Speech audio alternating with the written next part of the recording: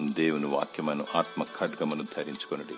ఎఫెసీయులకు రాసిన పత్రిక 6:17. రెండంచుల ఖడ్గము వాక్యానికి సాదృశ్యం. ఆత్మ ఖడ్గం పరిశుద్ధాత్మకు సాదృశ్యం. శోధన సహించుటకు, కీడును జయించుటకు, అపవాదిని ఎదిరించుటకు, చీకటి శక్తులను కూర్చుటకు దేవుని వాక్యపు ఆత్మ ఖడ్గమును ధరించాలి. చూపు ద్వారా, క్రియ ద్వారా, తలంపు ద్వారా, మనస్సు ద్వారా, వినికిడి ద్వారా, ప్రాణాత్మ దేహం ద్వారా లోక మాలిన్యత అంటకుండా, పాపానికి శాపానికి గురి కాకుండా దేవుని వాక్యపు ఆత్మ ఖడ్గమును ధరించుకోవాలి.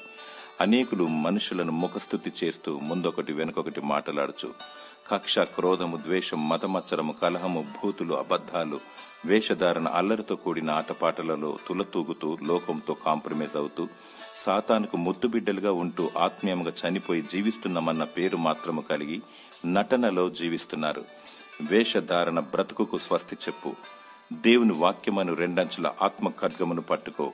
దేవుడు నీ పక్షాన యుద్ధం చేస్తాడు. దేవుడు నిన్ను ఆత్మీయంగా బ్రతికించునుగాక. ఆమేన్.